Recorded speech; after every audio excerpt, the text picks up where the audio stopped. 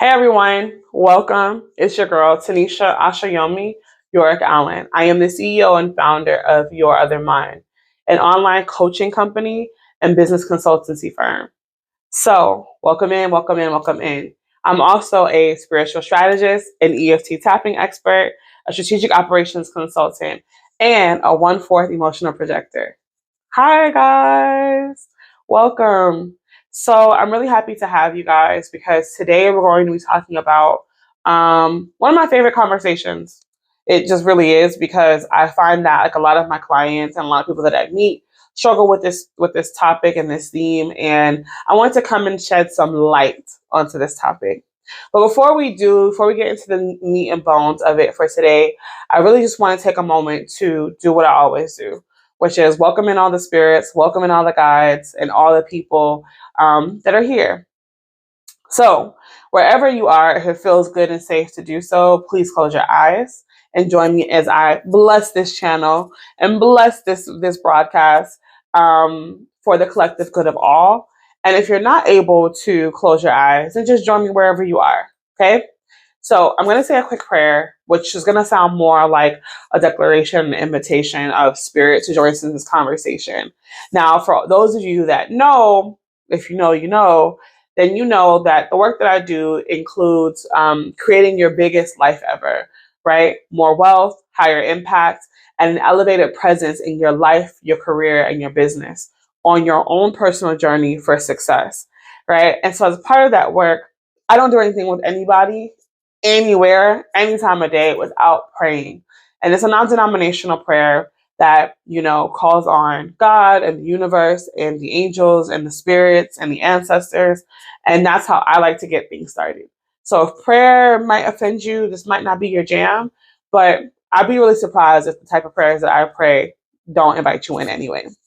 So you feel getting good? I'm going to keep my eyes open just for the purpose of this broadcast. And you guys do whatever you need to do wherever you are. Okay? And it goes like this. Mother, Father, God, we want to thank you for today. Thank you for allowing us to use technology to our benefit, to connect through time and space, always ever present in the now.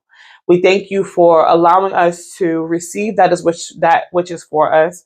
We thank you for allowing us to dive deeper into our spirituality and our beingness as we produce strategic and wonderful outcomes.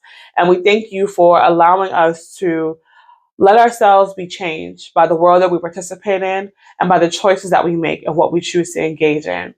And so, to everyone here gathered live and gathered home in the replay, I call on all ancestors, all spirit guides, all beings that wish to see us transform, wish to see us grow, and wish to see us become the people we are meant to be, serving those that we are meant to serve, and leaving a long, lasting, lovely impact and legacy on this earth. To all of the ancestors and guides that are watching this video with us, participating in this video with us, I ask that you hold us in comfort so that we are confident and comfortable as we receive and go deeper than we might have been going before. And then to my own ancestors and spirit guides, I ask you to remove my ego so I can be present in the work that you sent me here to do. Let this be a platform. Let this be a catalyst for change. Let it be a catalyst for inspiration, and let it be everything that we need and more. And with that, we say amen or ashe or and so it is. Okay, so that might feel really good. I hope you guys feel amazing. If you're a note taker like I can sometimes be, this is going to be a conversation that you're definitely going to want to write a few notes down, because I can almost guarantee you that the way that I talk about this topic it may be a way that you might not have heard of before. So what we're talking about today is procrastination, specifically the relationship between you and procrastination, especially as I see it. So, in my world, I'm a spiritual strategist, which means big, big solutions are all around us all the time in this world that we live in, right? In addition to that, I'm a strategic operations consultant. So there's also a big strategy there too. Well, you can't have big, impactful, supernatural, for want of a better word, outcomes without talking about some of these simple topics first, right? To give you like a really good foundation of, how energy, how spirit works, and how it works in relation to some of the things that we call business, right? So if you're new to my world, you'll learn that I believe that business is something that a soul does when it wants to contribute to the greater society or a career, right? And that the way to go about business is to become an activated spirit or an activated soul. And the process of activating the soul and the spirit is what I spend my time doing with my clients to get them the amazing results like $300,000 in cost savings or hitting 600K annually or hiring 5 people for your team and working less than 20 hours. That's kind of how we do this. And so before you can get to any of those results, what you want to talk about and what I want to spend time talking about is what we know as procrastination, and specifically what procrastination does to most of us. Those in the business world, those in their careers, those just trying to live a regular life and get through the day, right? So let's chat about it. So procrastination, as we know it, is like it's when you delay doing something for whatever reason. And a lot of people, a lot of like trained coaches and things like that will tell you, oh, get the procrastination out the way and just kind of go, go, go, go, go. But sometimes, especially in my work, I find that procrastination isn't as easy as people think it is to just kind of like move out the way. And so I wanted to go a little bit deeper and talk about what's really happening when you're procrastinating, the energetics of it, right? So, my methodology is called spirit energetics, right? But let's talk about the energy of procrastination. So to a lot of people, procrastination just looks like, okay, here's this thing that I need to get done, or I should get done, that I haven't done, that I won't do, and I'm just procrastinating. And what we have learned to do with this information is take that and say, okay, because I procrastinated, now it's the time to beat myself up. Well, I'm here to tell you, you should probably stop doing all of that. And I'm here to give you permission to stop doing all of that. Procrastination is actually symptomatic of a greater issue.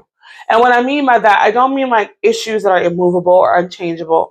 I mean like procrastination usually show you how close or how far away from your ideal situation you may or may not be. And then the emotions that come up from procrastination, literally the things that you feel, we'll go into the feelings in a second. Those can be really powerful tools to use to, again, show you how close or how far away from a desired outcome or a desire in general that you have. And you'll see that when it comes to like changing habits and becoming more ritualistic, becoming more spiritual, procrastination isn't really a thing that you're supposed to beat yourself up over, but we do. And we do because it was created that way for us to do. And what I mean by that is like, if you've ever read the Four Agreements, right? We talk about the domestication of people, right? Miguel Ruiz talks about the domestication of people, which I also call the conditioning, right? This idea that when our world was being shaped and created, when all the humans were on Earth and we were making ideas about what our society would look like, what the rules would be, procrastination was one of those things that got in there. And that if you weren't doing something that you wanted to do or needed to do or should do, then the natural next step is for you to feel shame, for you to feel doubt, and for you to feel alone and to spiral and to feel some level of frustration. These are ideas that we have collectively as a society decided would be the rules that we subscribe to. And I'm here to say you can unsubscribe from those rules at any point, any time that you choose, right? Because what you align your awareness to is what grows energetically, spiritually, and all those other pieces throughout your system. So when you procrastinate, what you're actually saying is that there is an outcome. There is a desire that I have to be closer to this thing or to be participating in this thing or in this way that more so matches my true spiritual, energetic identity, right? So in order for procrastination to happen, there has to be a desire activated. There has to be something that you want that you don't believe that you can have with ease. Enter the delays, right? And so because you don't believe you can have this thing with ease, excuse me, the nervous system and your system is going to create as many obstacles and roadblocks to separate you from this desire. Okay? And when you're getting separated from this desire, that frustration, that emotion that you feel once you move past the shame is an emotion that says, yes, keep going, or no, don't go. Okay? So I hope that makes sense in like the big scheme of things. So when people procrastinate, my clients come to me and they're like, Tanisha, I know you gave me this assignment 2 weeks ago, whatever. I really want to get it done. And I just been procrastinating, and they want to be really hard on themselves. I don't let them. Because in the world of spiritual energetics, in this world of, activate, design, expand, and what that means for you and like people like my clients is that wherever you are is the exact right place. You are always standing in the exact right place that you need to be, that your spirit needs to be, to bring you closer to your desires. That's like base level law of attraction, right? Like where you are and what you're attracting is dictated by where you currently stand in the now, right? And if you let yourself spiral because you're experiencing a delay, then what you're doing is you're saying to the universe, to spirit, to God, like, hey, I don't really believe that things could work out for me. I don't really believe that I'm in the right place at the right time. I don't really believe in divine timing, and there's a time and a place for everything. And that is what you want to start to notice, right? Is that when you go out to do something that feels amazing and expansive and different, that when resistance shows up, that you allow the time that it takes for something to happen to happen. So if I use my clients, for example, sometimes I give them work, sometimes I give them assignments, whatever, right?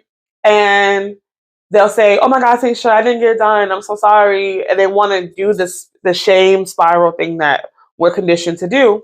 And I always tell them there's no worries because everything that you did, including the delay, is exactly right on point.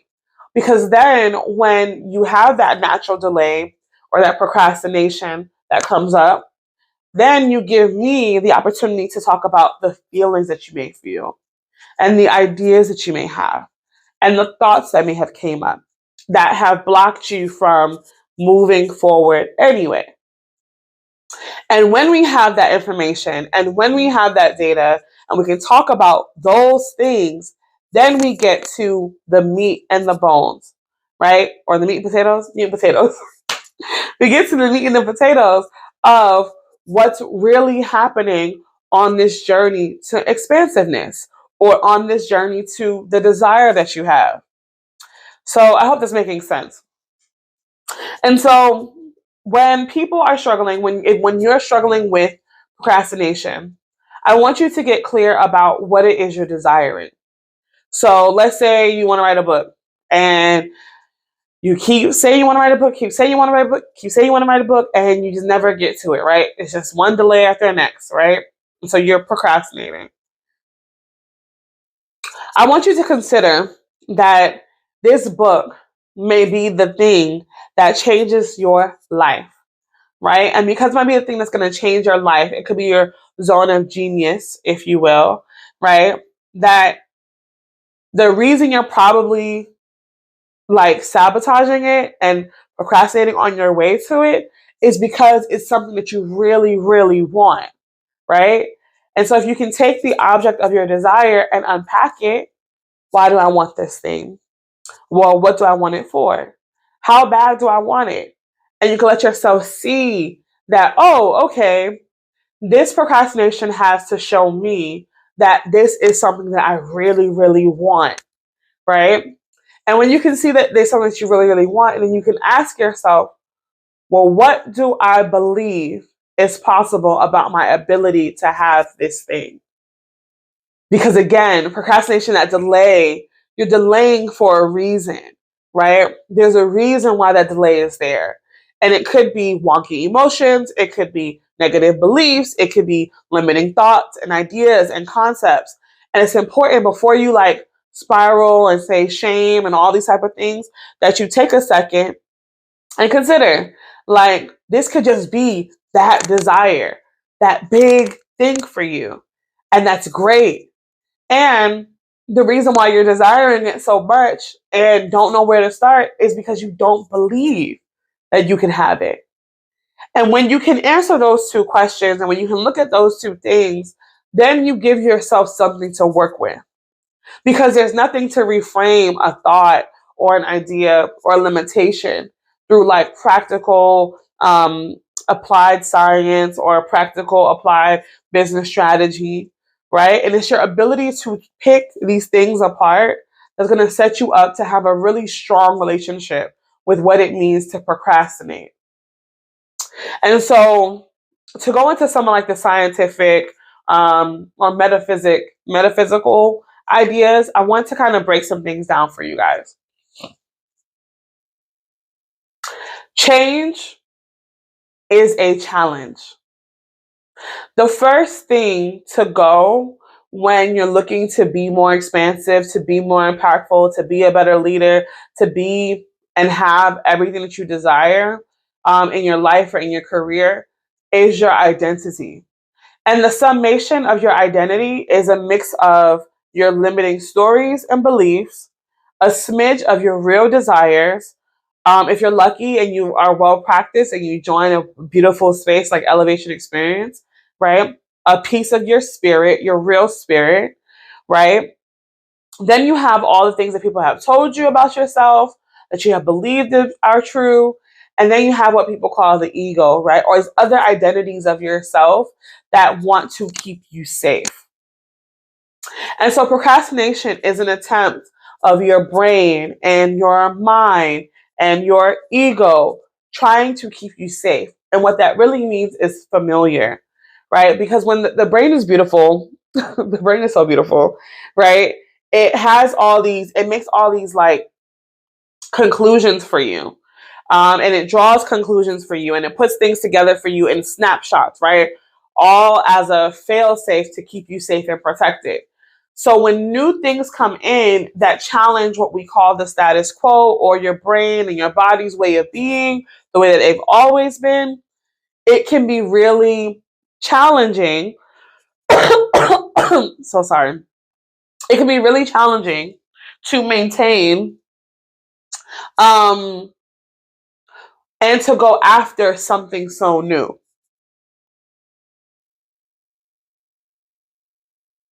And so while you're beating yourself up for procrastinating, you really should be taking a second and being like, oh my God, my body and my mind is trying to keep me safe. They think that if I was to write this book, because we don't know what that looks like, that that's all going to burn down, or I'm going to mess it up and we're never going to be safe again, right? That's what happens inside of the brain when you introduce change. And so procrastination and having feelings about it and experiencing delays on your way to change, those are so normal and to be expected and to be treated with the respect that it deserves. Okay? So I want you guys to start to really think about those times, like look back in your past and say, well, what was going on with me? What was I going after when I was really in that procrastination cycle? What was I trying to do? Like, what was the desire that I had?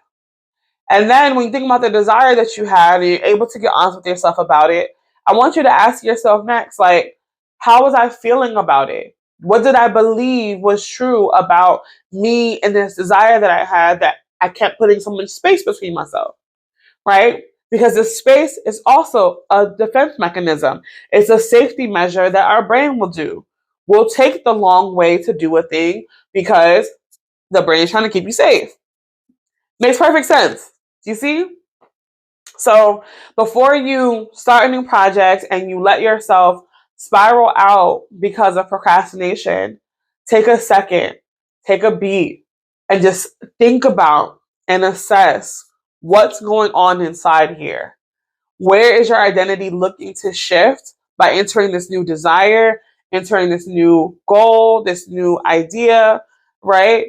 And where is your system trying to keep you safe, and how? And how does it feel to have that new desire and to have that new idea, right? And if you can unpack all those pieces, you can learn to have a really good relationship with procrastination and use procrastination to give you tools and data and information that can be alchemized or transformed into something else. So I hope this was helpful. I want to see that all of you beautiful, beautiful people stop beating yourself up for a really old and outdated agreement that we all made as a society, right? Is that we'll keep each other safe by shaming each other, because people don't really transform off of shame. We shrink, we doubt ourselves, we spiral, and we get further away from the dreams and the goals that we actually have. And I also like to take this time to invite you, if this topic resonates with you, or if this is something that's always been on your mind, but you've been a little bit unsure about, I want to invite you to use the link below to schedule a call with my team. Okay? So here at Your Other Mind, we teach you how to really shift your awareness, how to use your energy, how to be in relationship with your authentic spiritual identity, right? To get outcomes that you want that lead to more wealth, bigger impact, balanced lives, right? And thriving careers, more than thriving.